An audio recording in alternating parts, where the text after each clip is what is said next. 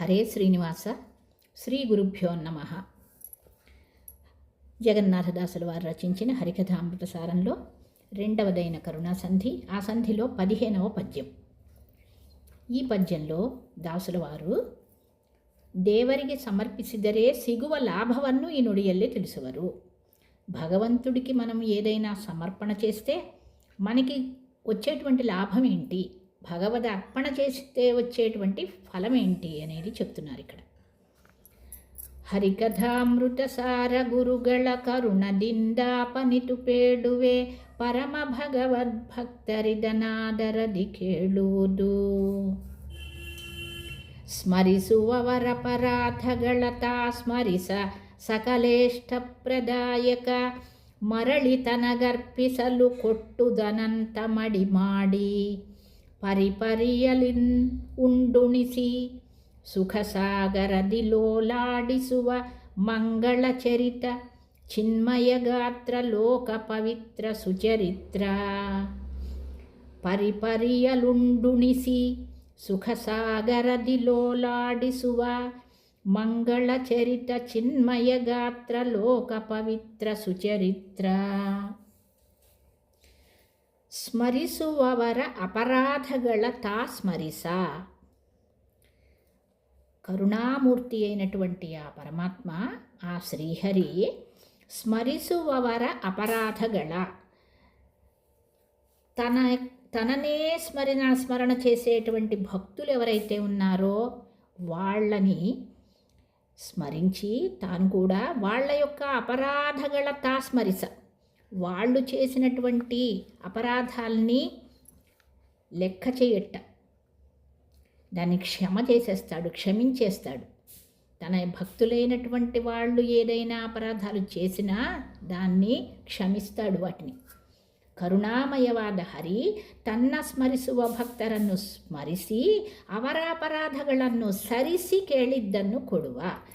సరిసి అంటే ಅವರ అపరాధాలని పక్కకి పెట్టేసి వాటిని లెక్క తీసుకోకుండా కేళిద్దన్ను కొడువా, వాళ్ళు అడిగినటువంటివన్నీ వాళ్ళకి ఇస్తాట. ఎప్పుడు తననే స్మరణ చేసేటువంటి భక్తులకు. భక్తిಯಿಂದ ಯಾರೇ ಏನೇ సమర్పించిదరే, సకలేష్టప్రదాయకుడైనటువంటి ఆ శ్రీహరి మరలి అర్పిసలు కొట్టుద అనంతమడి మాడి.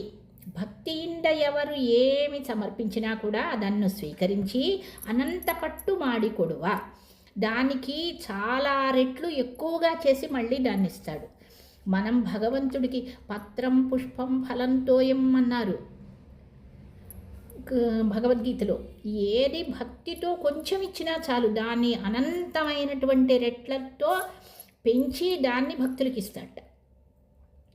అపరాధಗಳನ್ನು సరిసి కేಳಿದ್ದನ್ನು కొడువ.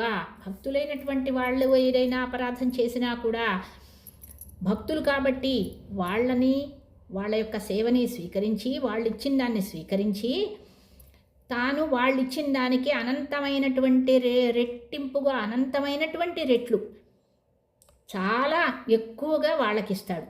అనేక రకాల భోగాలు, అనేక తరహದ భోగಗಳನ್ನು ತಾನು ಉಂಡು ನಮಗೆ ಉಣಿಸುವ ಹರಿ ಮಂಗಳ ಚರಿತ್ರ ಉಳ್ಳವನು. పరిపరియలు ఉండు ఉಣಿసి అనేక రకాలైనటువంటి భోగాల్ని తాను ముందు అనుభవించి మన చేత అనుభవింపచేస్తాడు. నమగే ఉనిసువా, అటువంటి హరి సుఖసాగరది లోలాడిసువా, సుఖసాగరంలో లోలాడిస్తాడు అంటే ఆనందాన్ని అనుభవింపచేస్తాడు, సుఖాలలో తేలుస్తాడు. ఎందుకని? భక్తితో భగవంతుడికి ఏది సమర్పణ చేసినా కూడా అది అనంతమైనటువంటి విధాలుగా భోగాల్ని మళ్ళా మనకే తిరిగిస్తాడు. ఎందుకని? మనం ఇచ్చేది కూడా ఆయనదే. మనం ఇచ్చేటప్పుడు భగవంతుడికి నాదిస్తున్నాను అనకూడదు. స్వామి నువ్విచ్చిందే నేను నీకు ఇస్తున్నాను స్వామి అని చెప్పి గనక సమర్పణ చేస్తే ఆయన చాలా ఆనందపడిపోయి దానికి అనంతమైనటువంటి రెట్లు మళ్ళీ మనకిచ్చి ఈ భోగాల్ని మన చేత అనుభవింపచేసి సుఖసాగరంలో తేలిస్తాడు. అటువంటి మంగళ చరిత్ర ఉన్నటువంటి వాడు భగవంతుడు. జ్ఞానపూర్ణ దేహుడు. మంగళ చరిత చిన్మయ గాత్ర, జ్ఞానపూర్ణమైనటువంటి దేహం కలిగినవాడు, లోక పవిత్ర, జగత్తునే పవిత్రం చేయగలిగేటువంటి వాడు, చేసేటువంటి వాడు, సుచరిత్ర, మంచి చరిత్ర ఉన్నటువంటి వాడు. ఆ పరమాత్మ కంటే మంచి చరిత్ర ఉన్నవాళ్ళు ఎవరుంటారు ఇంకా? అనాది కాలం నుంచి ఎంతకాలము నిత్యుడైనటువంటి వాడు. అట్లా ఉన్నటువంటి ఆ పరమాత్మ, ఆయన మంగళ చరిత్రుడు, ఈ జగత్తుని అంతా పవిత్రం చేసేవాడు పరమాత్మే. అటువంటి వాడు ఎవరూ లేరు.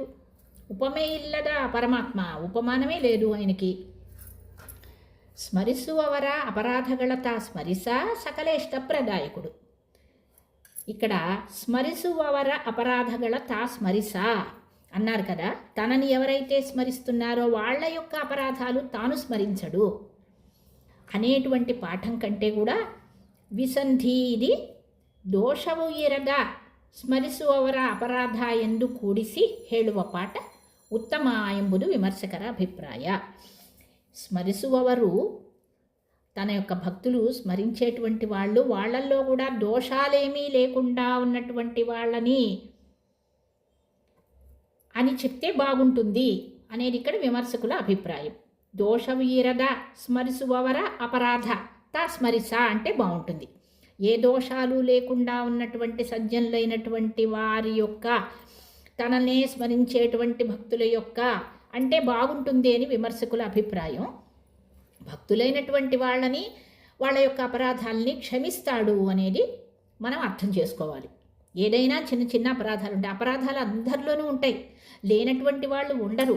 ఇక్కడ ಸ್ಮರಿಸುವವರ ಅಪರಾಧಗಳ ಎಂಬುದರಿಂದ ಗರುಡ ಪುರಾಣದಲ್ಲಿ ಬ್ರಹ್ಮ ನಾರದರಿಗೆ ಹೇಳಿದ ಮತ್ತು ವರಾಹ ಪುರಾಣದಲ್ಲಿ ವರಾಹದೇವರು ಭೂದೇವಿಗೆ ಹೇಳಿದ శత అపరాధಗಳನ್ನು స్వీకరించಬೇಕು. ఇక్కడ గరుడ పురాణంలో బ్రహ్మదేవుల వారు నారదుల వారికి చెప్పారట శతాపరాధాలను గురించి. అట్లాగే వరాహ పురాణంలో వరాహదేవుల వారు భూదేవికి చెప్పారట శతాపరాధాలు. శత అంటే శత అనే కాదు, నూరనే అర్థం కాదు, అనేకమైనటువంటి అపరాధాలు. మనం అనుకుంటాం ఏ అపరాధం చేయట్లేదు అనుకుంటాం. భక్తితో ఎప్పుడు భగవంతుడినే కొలుస్తున్నాం మనం అపరాధాలు చేయడం, కానీ మనకి తెలియకుండా అనేకమైనటువంటి అపరాధాలు నిత్యము జరుగుతూనే ఉంటాయి. భాగవతంలో చెప్పినట్లుగా 14 సంవత్సరాల వరకు, ఆ 14 సంవత్సరాలు నిండేంత వరకు మనిషి ఆ నిండినటువంటి ఏ తప్పులు చేసినా 14 ఏళ్ళు నిండినటువంటి తర్వాత ఒక్క రోజు బతికినా కూడా ఆ రోజులో చేసినటువంటి పాపాలు కానీ పుణ్యాలు కానీ అనేక 10 జన్మలకి సరిపడా ఉంటాయట. ఒక్క రోజులోనే అనేకమైనవి జరిగిపోతాయి అని భాగవతంలో చెప్తూ ఉంటారు ప్రవచనాల్లో.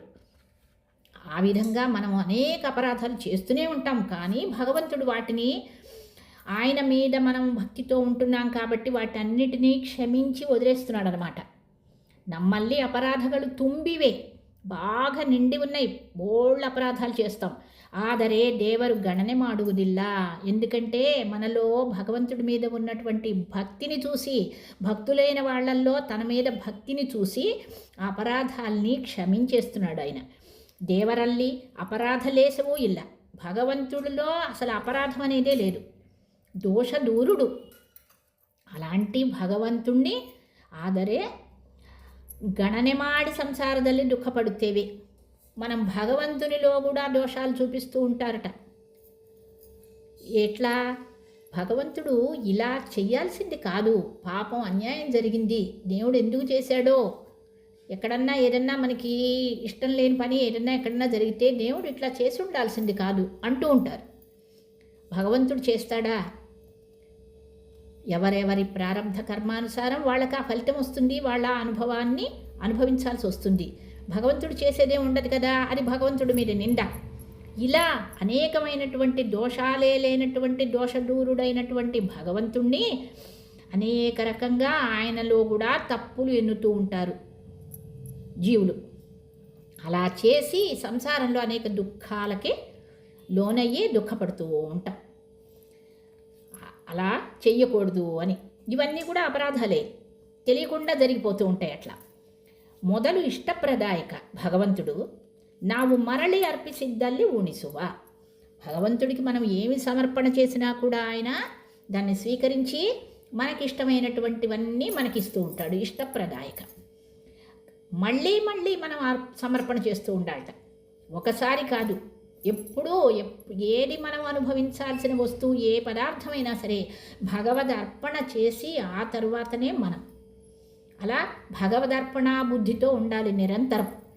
స్వామి నువ్విచ్చావు నాకు ఇది, నీకే సమర్పణ అని భగవత్ ప్రసాదంగా భావించి దాన్ని అనుభవించాలి అనేది ఇందులో చెప్తున్నారు దాసుల వారు.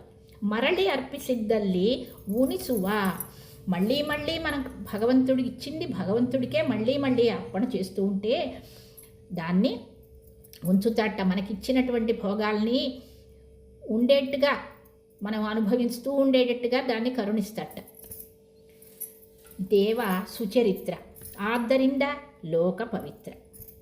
ಶುದ್ಧ ಚಾರಿತ್ರವಿದ್ದವರಿಗೆ ಇನ್ನೊಬ್ಬರನ್ನು ಶುದ್ಧರನ್ನಾಗಿ ಮಾಡಲು ಸಾಧ್ಯ. భగవంతుడు సుచరిత్రుడు కాబట్టే ఆయన లోకాల్ని పవిత్రం చెయ్యగలడు. ఎప్పుడైనా తాను శుద్ధుడుగా ఉన్నవాడే ఇంకొక వాళ్ళని శుద్ధంగా చేయగలడు. అంతే కదా, తాను శుద్ధుడై ఉండాలి. ఇంకొకళ్ళని శుద్ధులుగా చెయ్యాలి అంటే తాను ముందు శుద్ధుడుగా ఉండాలి. లోకాల్ని పవిత్రం చేస్తున్నాడు అంటే భగవంతుడు సుచరిత్ర కలవాడు. ದೇವ ಸುಚರಿತ್ರ ಆದ್ದರಿಂದ ಲೋಕ ಪವಿತ್ರ. ಶುದ್ಧ ಚಾರಿತ್ರ್ಯ ಇದ್ದವರಿಗೆ ಇನ್ನೊಬ್ಬರನ್ನು శుద్ధరನ್ನಾಗಿ ಮಾಡಲು సాధ్య. శుద్ధ చారిత్రం భగవంతుడు ఉంది కాబట్టే భక్తులందరినీ ఆయన శుద్ధులుగా చేయగలిగినటువంటి పరమాత్మ అయ్యాడు. అందుకని ఆ పరమాత్మ తన యొక్క భక్తులైనటువంటి వాళ్ళు భక్తితో తనకి సమర్పణ చేసింది అనంత విధాలుగా చేసి అనంతమైనటువంటి సుఖాల్ని భోగాల్ని ఇచ్చి వాళ్ళని సుఖసాగరంలో తేలేటట్లుగా చేస్తాడు. వాళ్ళు భక్తులైనటువంటి వాళ్ళు చేసిన అపరాధాల్ని పక్కకి నెట్టేసి వాళ్ళని క్షమించేస్తాడు. అలాంటి కరుణ భగవంతుడిది. శతాపరాధాలని గురించి ఎక్కడ చెప్పారు? గరుడ పురాణంలో బ్రహ్మదేవుల వారు నారదుల వారికి చెప్పారు. వరాహ పురాణంలో వరాహదేవుల వారు భూదేవికి చెప్పారు. శతాపరాధాలంటే ఏంటి అని అంటే అనేకమైన అపరాధాలు. శత అంటే 100 అని అర్థం కాదు, ఇంకా చాలా అనంతం. అలాంటి అపరాధాలు ఎన్నెన్నున్నాయి, ఏమేమి అపరాధాలని ఆ పురాణాల్లో దొరుకుతాయి. కాబట్టి అనేకమైనటువంటి అపరాధాలు మనలాంటి వాళ్ళం మనందరం చేస్తున్నా కూడా భగవంతుడి మీద భక్తితో ఉండి సర్వసమర్పణ ఆయనకి చేస్తూ ఉంటే ఆయన వాటిని క్షమించి మనల్ని సాధనా మార్గంలో పెట్టి మంచి మార్గంలో వెళ్ళేటట్టుగా చూస్తూ ఉంటాడు. కరుణతో ఎప్పుడూ కాచుకొని ఉంటాడు, రక్షణ చేస్తూ ఉంటాడు. ఈ విధంగా 15వ పద్యంలో దాసుల వారు చక్కగా దేవునికి అన్నీ సమర్పణ చెయ్యాలి, సమర్పణా బుద్ధితోనే ఉండి భగవంతుడికి సమర్పణ చేసిన తర్వాతే మనం అనుభవించాలి. అలా మళ్ళీ మళ్ళీ మళ్ళీ ఎప్పుడూ చేస్తూ ఉండాలి. ఆయన ఇచ్చిందే ఆయనకి చేయటం